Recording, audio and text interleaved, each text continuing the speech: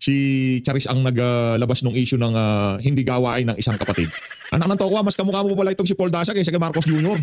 Tanggol ka ng tanggol kay Adik. Base dito kay Senator Amy Marcos. Hindi mo naman kamukha. Mas kamukha mo si Paul Dasa. Ay Paul, buong Dasa pala so. Ibang klase ho talaga kung manindigan tong mama na to. Diyan ho tayo believe kay Senator Rodante Marcoleta. Kahit na alam na niya na nag-recant na itong si Master Sergeant Orly Gutesa doon sa kanyang unang testimonya dyan sa Senado. Maging itong si dating Congressman Mike Defensor, believe ho tayo dyan sa mga individual na yan. Kahit alam na ho nila na nag-recant na itong si Master Sergeant Orly Gutesa, tuloy-tuloy pa rin ho ang pakikipaglaban para sa kanya. Ito, pakinggan ho natin ang pagsasalita nitong si Senator Rodante Marcoleta dyan sa Senado. Panoorin nyo ho kung paano niya linampaso itong si Kiko Matchin. Pero bago ho yan, isang like at isang subscribe. Masaya na ho tayo dyan at sa mga gusto sumali sa ating community, yung join button nandyan lang ho sa baba. Ayun na nga mga kababayan, tuloy-tuloy na ho tayo. Medyo mahaba-haba ho itong video na to ni Senator Rodante Marcoleta. Na kung saan, hinimay ho yung ginawang kalukuhan ng mga notary public dyan kay Master Sergeant Orly Gutesa. Panoorin natin mga kababayan. Kamakailan lamang po ay yan. At hindi to. Merong isang tao na naging controversial dahil sa kanyang ginawang pagtestigo dito sa Blue Ribbon Committee. Ang pangalan niya po ay Orly Gutesa. Yan. Si Orly Gutesa po, kagaya po ng nalalaman na ng marami, kung hindi man lahat. He testified before the Blue Ribbon Committee and he was the only one who was able to connect the dots between Saldico and Martin Romualdez. He chose to present himself before the committee, took his oath, and he allowed himself to be interpellated by the members of the Blue Ribbon Committee. Yan. Sana nakikinig si Ping Lacson Boytago habang pinag-uusapan itong issue na to diyan sa plenaryo. Kasi ang isa ho sa mga talagang yumurak, gustong sumira sa kredibilidad itong si Master Sergeant Orly Gutesa, walang iba kundi yang si Ping Lacson Boytago. His representation thought that that was the thing to be done. Yan. Pagkatapos po noon, Mr. President, yung mga tao na ang paniwala nila ay hindi dapat pakinggan yung statement sapagkat obviously pinuproteksyonan nila yung mga pangalan na nabanggit doon, ay gumawa sila ng paraan para discredit yung mama, meaning Orly Gutesa. Nagsimula po sila na hanapan ng butas yung nagnotaryo doon sa dokumento. Sa akin pong palagay, Mr. President, naging mutin academic yung notaryo sapagkat yung testigo humarap naman. Maghapon na nandito po kasama natin itong testigo at sinagot lahat ang mga tanong sa kanya. Ngunit hindi po sila nagkasya doon. Talagang pinagsikapan nila sa pagitan ng pag-disown nung notary public ng kanyang alleged signature. Mr. President, gusto ko pong malaman ngayon, hindi po ba kalakaran na yung mga nagpapanotaryo, ibibigay lang po yung dokumentong gusto nilang ipanotaryo sa opisina ng kanilang pinuntahan at kung magkano man ang bayad na hihingin sa kanila, magbabayad po at kukunin na nila yung notaryo o yung dokumentong pinanotaryo. Hindi po ba ganun ang kalakaran, Mr. President?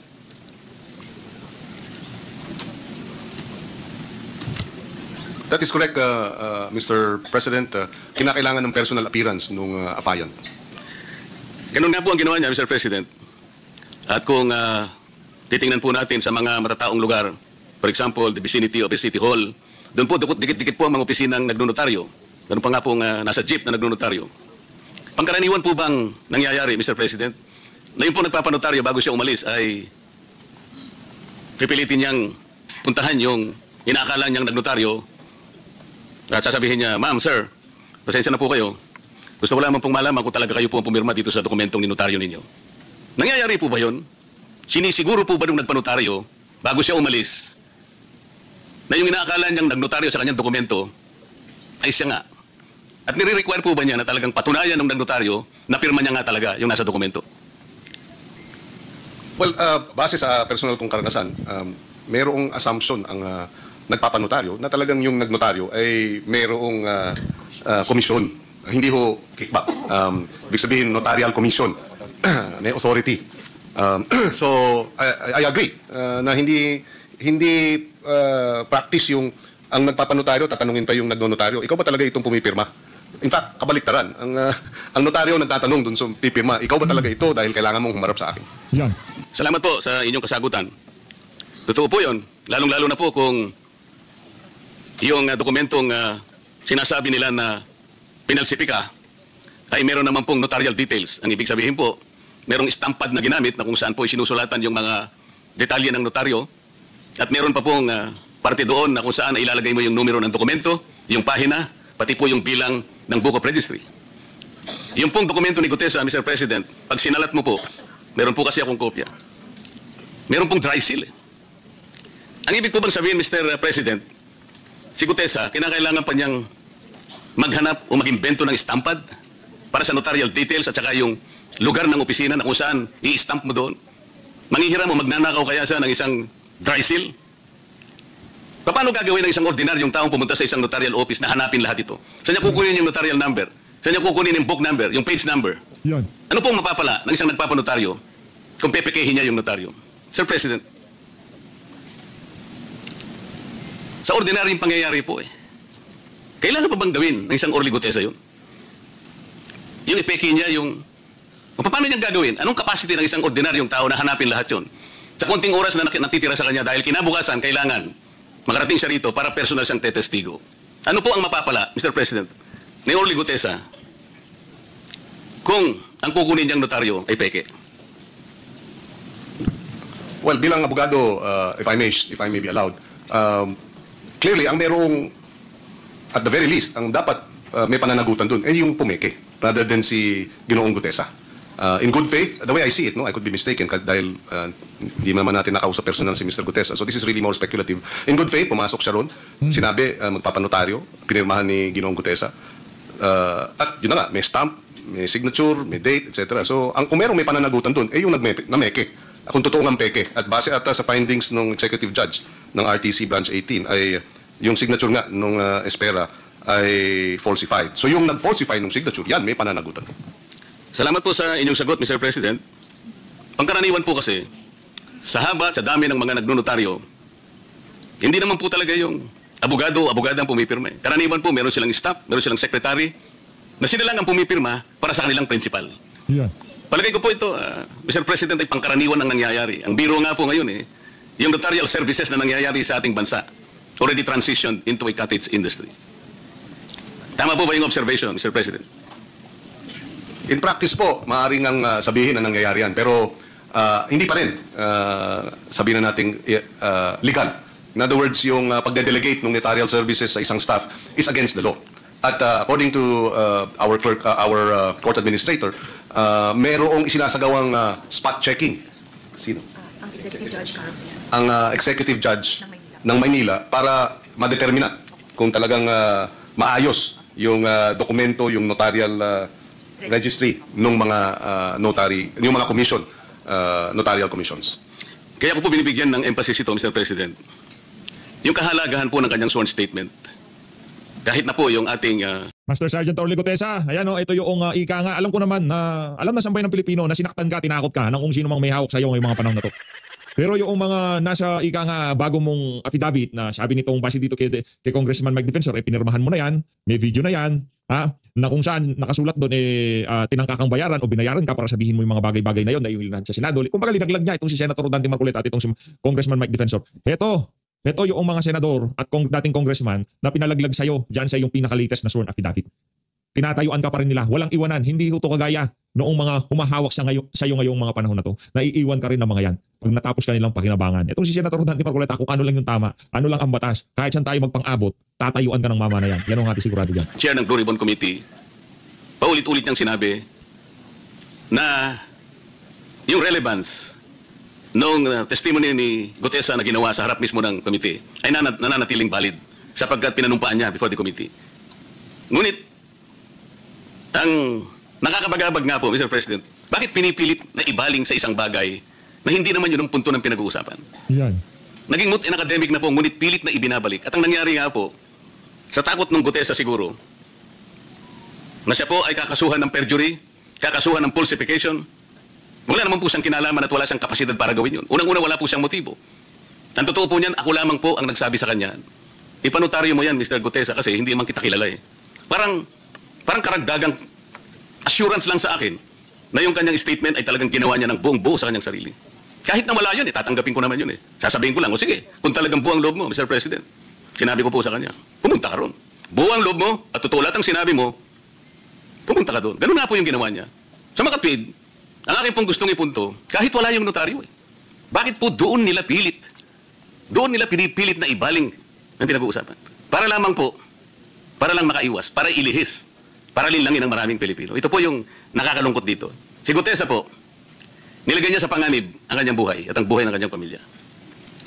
Gutesa has nothing to gain. Gutesa has everything to lose. Siguro po, sa kanyang puso, inisip niya, inasahan niya, natutulungan siya ng Estado na proteksyonan man lang siya. Dahil sa kanyang ginawa, para matulungan ang Estado, i-prosecute kung sino talaga ang may kasalanan sa malaganap at kasuklam-suklam na iskandal na ginawa ng mga taong kasangkot dito. Pero wala po eh. Wala siyang nakita. Despite his courageous testimony before the Blue Ribbon Committee, he did not get even the courtesy that he deserves. Alam po ninyo, Mr. President, sa kagustuhan ko po na kahit papano, may saayos kung talagang sino ba yung nagnunotaryo na yun? Kung hindi man pirma ng notaryo publiko, meron siyang kinakasangkapan para pumirma sa kanya. Sumulat po ako sa ating court administrator na sana po ang representasyong ito ay makahingi man lang ng mga samples ng mga dokumento, ng mga notaryong dokumento ng abogada na ating pinag-uusapan. Ginran po yung aking letter request ng court administrator. Nahingi po kasi ako ng sample, kahit na 3 samples lang po sa bawat buwan, mula Enero hanggang Agosto ng 2025. Ang masakit lamang po na nangyari, Mr. President, at gusto ko po bigyan ninyo ng opinion, kung pwede, kung tama ang ginawa ng executive judge. Ang sabi po niya, siya ang magdidesisyon kung ano ang sample na ibibigay sa aking opisina. Do you think, Mr. President, the executive judge committed grave abuse of discretion?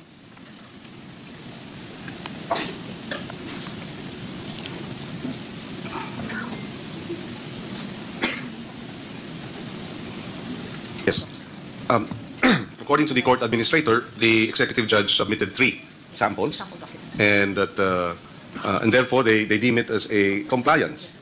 Now, if additional documents may be requested, then the court administrator is willing to likewise allow such access to these documents. Yes, subject to the rule on data privacy. Mr. President, ang tinatanong ko po, siya po ba ang magdidesisyon kung Yan. kung aling kopya ang ibibigay sa amin? Kasi po yun ang kanyang desisyon eh. Pinapunta ko po yung aking mga staff doon. 3 sila sapagkat alam ko marami pong dokumento ang nandoon sa kanyang mga notarial books. Mga 8 buwan po ang ating hinihingi. So 3, marami po yun. Ang sabi po ng clerk of court, ng RTC, sinabi raw po ng judge na, I will decide which copy is to be submitted to the office of the Senator. Tama po ba yun? Wala po bang kalayaan ng mga staff ko na sila na po ang pumili?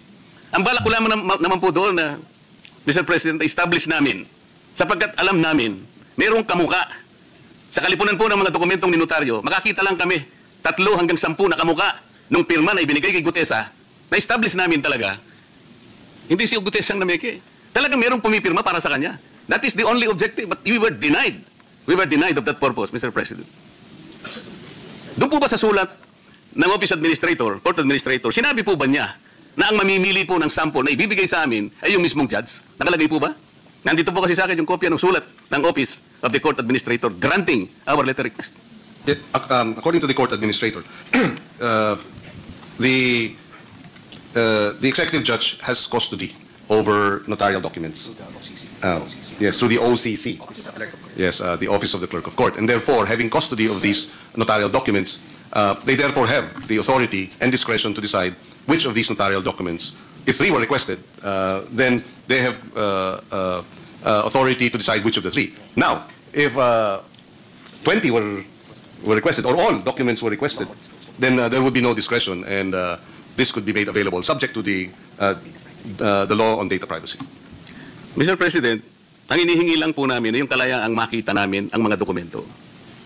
Para sa ganun po makumpara namin, makita namin mula doon sa mga notarial books niya at sa mga dokumentong ni notaryo kung wala ngang isa man lang doon nakamuka o kagaya nung pumirma o pirma doon sa dokumentong dala-dala ni Gutesa. Yun lang po yung objective eh. Kasi po pagka kinontrol ng judge, nasa kanyang control talaga sapagkat napagtibay nila talaga doon sa kanyang naunang order na hindi nga pirma ng abogado. Naniniwala naman po tayo doon eh. Pangkaraniwan kasi hindi naman yung abogadong pumipirma eh. The chances are, the one assigned to be there in that office, kung sino man yon, the notary public allowed him or her to sign for her. Sa mga hindi talaga pirma niya yon. Kaya po, ang aming objective, kaya ako humihingi ng sample, kaya ako pinapunta yung aking mga staff, para kami na yung humanap, makahanap man lang kami, nakagaya nung pirma na yon. At alam namin, meron kaming makikita. But for the judge to insist that she will be the one to select, natural lang, pipiliin niya yung hindi kagaya nung pirma kay Gutesa. I think that is very understandable, Mr. President. I share the concern of the good senator, and because of this, I clarified with our court administrator. Actually, access to all the documents, provided that it is under supervision of the clerk of court, your staff this may be granted. Access to all the records, provided that the clerk of court is there to supervise and to monitor the the going through these documents. Good senator. Ayun na po yung iniisip ko ngayon, Mr. President. Total, nandiyan naman po yung Office of the Court Administrator. Pwede po bang yung mismong libro na ang makita ng mga staff namin mula Enero hanggang September 2025? Ma-examine lamang po. Yes, according to the court administrator, with proper coordination, access to these documents can be granted, provided that it is under the supervision of the clerk of court and the executive judge. In other words, ilalapag dyan yung mga dokumento, yung notarial book, nariyan si executive judge, nandan ang inyong staff, nandyan yung clerk of court, at pwede pong busisiin itong at i-inspect itong mga libro na ito. Yun po kasi, Mr. President, ang pinakiusap namin para madali lang at makatulong din naman kami dahil marami namang gawain ng RTC. Nandun po yung 3 staff ko, nakabantay yung clerk of court, titingnan lamang po. And according to the court of administrator, they will allow such access. Siguro nag-iingat lang yung executive judge at she confined the inspection to the, as requested, 3 documents. But having said that, the court administrator now is saying that yes, access to all these records can be made available upon the request, provided that the executive judge and the clerk of court is there as your staff go through the books and subject to the Data Privacy Act. So, Mr. President, salamat po ron. Pwede po ba namin i-assume ngayon na kahit bukas, kahit na wala po kaming sulat na po sa Office of the Court Administrator, siguro po kayo na magno-notify sa kanila na bukas po ay pupunta po yung mga staff namin para ganun ang gawin natin. Yan. Kahit daw po mamaya, basta office hours, pwede na daw po. Baka nalinis na nila, Sendante Marcoleta. Sabagay, mahirap gawin yun. Bukas na po, nakakahiya naman po at nagmamadali tayong masyado. Bukas na po siguro, pinakamaganda na po yun. Just that Pero yung buhok nitong si Sendante, parang hindi yata nalagyan ng gel. Parang nakakamukha niya itong si Kong Paulo Marcoleta di ba? Ganyan na ganyan yung buhok nitong si Kong Paulo makamay, kaya yung hairstyle tsaka yung tabas ng ika nga buhok ganun na ganun. Napansin ko lang parang naging teenager ang pagmumukha ni Sendante dito sa video na to. Nakikita-kitaan ko parang siya, parang siyang 15 anyos yung gupit niya talagang parang high school lang dati. Tingnan niyo naman yung mga kababayan. Ngayon ko lang napansin. Mamaya meron tayong pag-uusapan Usapang bastardo sa Malacanang. Ako matindi yan mga kababayan. Pagkatapos nito, inuna na itong si Senator Dante Marcoleta dahil balagbago yung pag-uusapan natin. there is coordination with the court. Opo, sana wag naman nilang itago sapagkat baka pag tinago po nila, magkakaroon po tayo ng malaking problema. Ang ina-assure po tayo ng court administrator na hindi naman daw po dahil naroon lang daw po. Salamat po, Mr. President. Maraming salamat. Ito po yung excerpt kasi ng resolution po ng executive judge. Kaya nakakapagbigay po ng iba yung pagdududa sa representasyong ito. Ang pinag-uusapan lang po ron. Ang core issue lamang po whether or not pirma niya yun o hindi. At kung kinakailangan maproteksyonan yung integridad ng notarial service. Pero nagpakahaba-haba po yung yung executive judge. To reiterate, sabi niya po, in view of the fact that the sinumpang salaysay contains spurious notarial details, assuming na mayroon pong kakayan si Gutesa na siya po ay mag-i-stamp ng ganun, and a forged notary signature, and further considering that the said affidavit was presented during the Blue Ribbon public hearing, this office finds that its presenter, Mr. Gutesa, and all persons who made use of said documents not only introduced the forged and notarized sinumpang salaysay, but also actively participated in its falsification. Sana po kayo nakakitang order na ganun? Ako po yung nagpresente. So ako pa pala ngayon masasangkot sa falsification dahil sa aking paniwalang totoong sinasabi ng mama na ito, pumunta ka roon kung buwang lubo, pero panutaryo yan, dagdag na kumpiyansa para sa akin. Ako pang nalintikan, Mr. President. Sabi pa po niya, the above mentioned statement is an excerpt from the resolution, and ito pa pala, pasensya naman, succinctly, it is an established rule, well buttressed upon reason, that in the absence of a satisfactory explanation when a person has in his possession or control a falsified document and who makes use of the same, the presumption of inference is justified that such person is the forger or the one who caused the forgery and is therefore guilty of falsification. Mr. President, the above statement is an excerpt from the resolution of RTC Manila Executive Judge Carolina Icasiano Sison. The resolution further states that aside from Mr. Gutesa, sabi po niya, all persons who made use of said documents not only introduced the forged and notarized sinumpang salaysay, but also actively participated in its falsification. Yung sinabi ko po kanina. Did the judge abuse her discretion?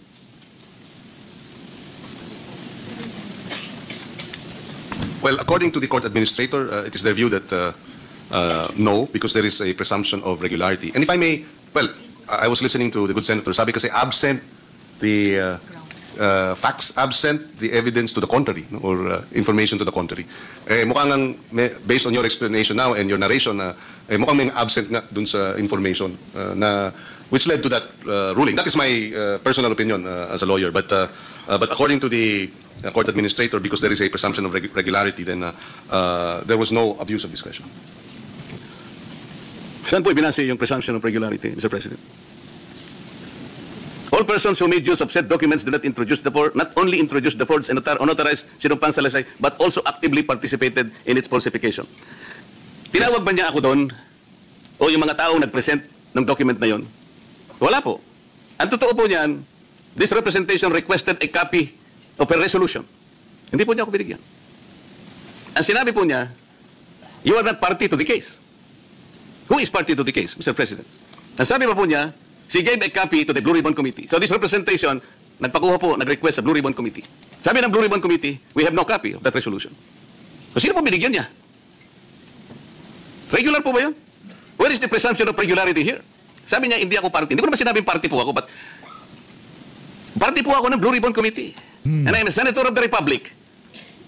Hindi man lang ako bigyan ng resolution. What is so secret? What is so spectacular about this resolution? Bakit po? Why did she lie na binigyan niya Blue Ribbon Committee? Only to know that she did that. And then we presume that there is regularity in her action. Why? Mr. President. Well, according to the court administrator, the executive judge, they would assume knows her responsibilities, is aware of her role, her responsibility, and the authority given to her as custodian of the said documents. And that's where the presumption of regularity of her actions kick in, Mr. President. Mr. President, the presumption is disputable, isn't it? Definitely, it's just a presumption. We are disputing the presumption, Mr. President. Napakarami ko pong sinabi. We were only asking for samples within which to compare the signature in Gutesa's document. Siya pa ang mag-select until we were given now the right to examine all this. We requested for a resolution, a copy of a resolution. Ayaw po niya akong bigyan because I am not a party to. Who is the party? I checked with the intermediary of Gutesa. Ang sabi ka sa kanyang resolution, meron daw po subpoena kay Gutesa. The family said there was no notice, there was no subpoena that reached our residence. Ito po ang nangyayari. May problema po ba tayo, Mr. President? Dapat po siguro tinutulungan natin ang mga taong nagkukusa para tumulong, para hanapin ang katotohanan. Kahit na malagay sa alanganin, sa panganib, ang kanyang buhay. Pero anong nakuha niya? Sino po ngayon ang magnanais pa na lumabas, kahit may nalalaman siya, na tumulong para matuntun natin kung sino may kasalanan? Walang iniwan sa isang tao na pumunta sa barangay, Mr. President. Nagsumbong. Yung pong taong yun, Mr. Barangay Captain, magnanakaw po yun ang kalabaw. Yan. Alam po ninyo kung sino yung diniscredit, kung sino yung inusig. Yung nagsumbong na may magnanakaw ng kalabaw. Baka sa tama talaga itong administrasyon natin, mga klase. Yung magnanakaw ng kalabaw, hindi man lang. Alam mo, Sen, anong tawag doon sa galawan na yon? Ang tawag doon, galawang adik. Ano yun? Yung nagsumbong na merong magnanakaw ng kalabaw, siya naman ang iyong uusigin. Siya naman ang pagtatatanungin mo. Diba? Ganun ho yun. Ay tawag dyan, galawang adik.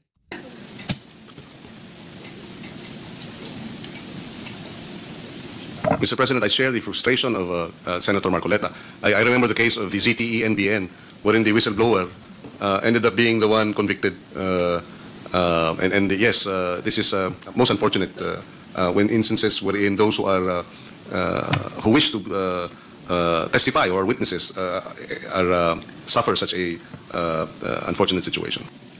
Mr. President, the Supreme Court time and again has admonished notaries who fully entrusted the notarization process to their office secretaries, like what happened here, and has even deemed it as gross negligence on their part, as in the case of Castello versus Ching, AC number 11165, February 6, 2017. Ang sabi po ng Korte Suprema ay ganito: gross negligence on the part of a notary public encompasses the failure to observe any of the requirements of a notarial act under the 2004 rules of notarial service, notarial practice, which would result in putting the rights of a person to his liberty or property in jeopardy.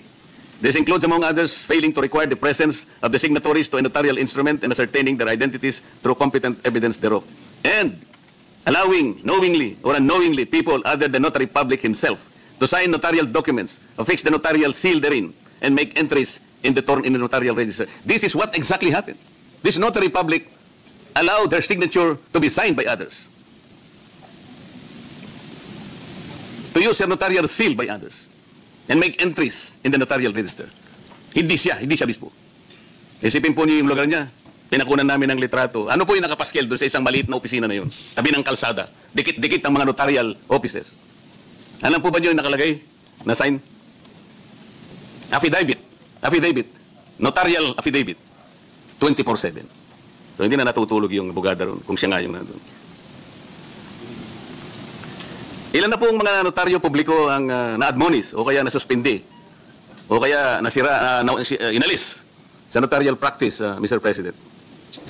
Kasi po ang kanilang mga sekretarya na lang o mga staff ang talagang, yun naman po ang nangyayari, kalakaran na po yun eh. I think even the Supreme Court can take judicial notice of this particular industry.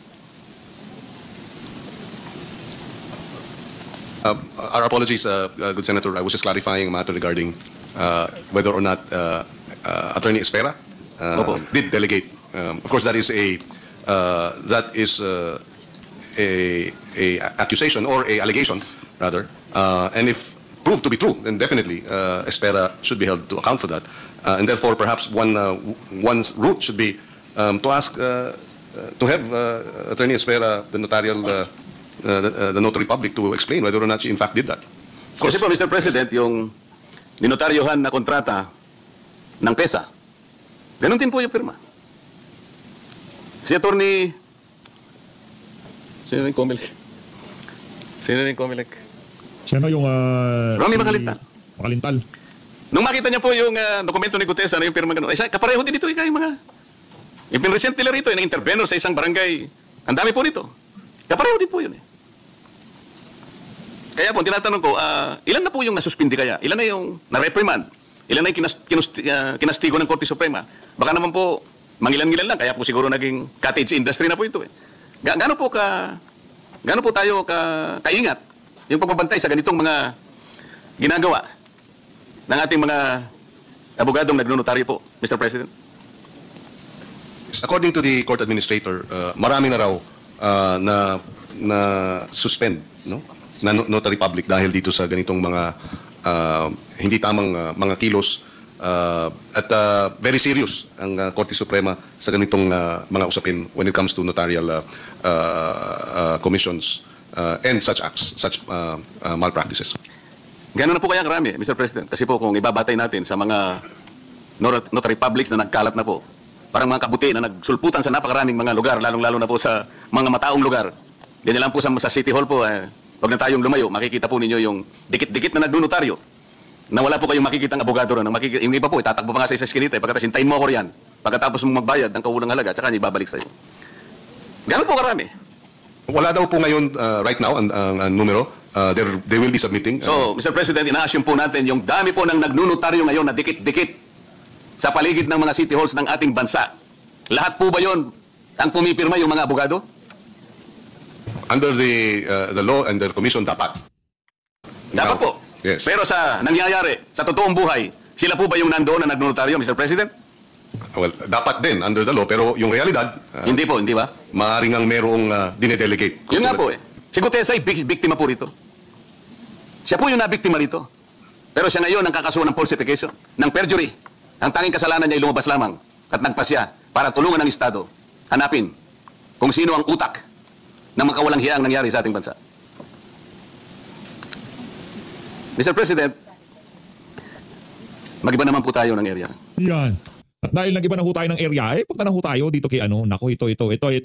Nung nakita ho natin itong mga kababayan, actually ayaw natin patulan to eh. Yarin lamang si Charis ang naglabas ng issue ng hindi gawain ng isang kapatid.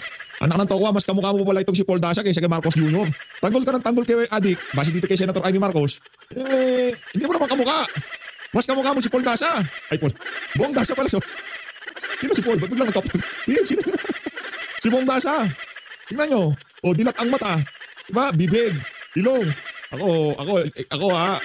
Para dito kay Lisa Araneta Marcos, medyo diskumpiyado ako sa'yo, madam ha. O, yan na nga ho ba sinasabi natin mga kababayan? Huwag ka maglalabas ng issue, baka sumabog sa mukha mo yan. Kasi hindi daw gawain ng isang kapatid. Yung gawain mo, hindi gawain ng isang anak. Wala lang, linabas ko lang kasi magka-look-alike sila. Ito ho mga kababayan, no, i-share nyo ho itong video na to kung saan ayon kayo na magkamukha. Itong si Bong Dasha at itong si Sandro Marcos. I-share nyo ho itong video na to. Ayun na nga mga kababayan, dito na ho natatapusin ang ating reaction video. Maraming salamat po sa pag-support sa page update. Mag-ingat ho kayo lahat. Kita-kita ho tayo sa susunod na video.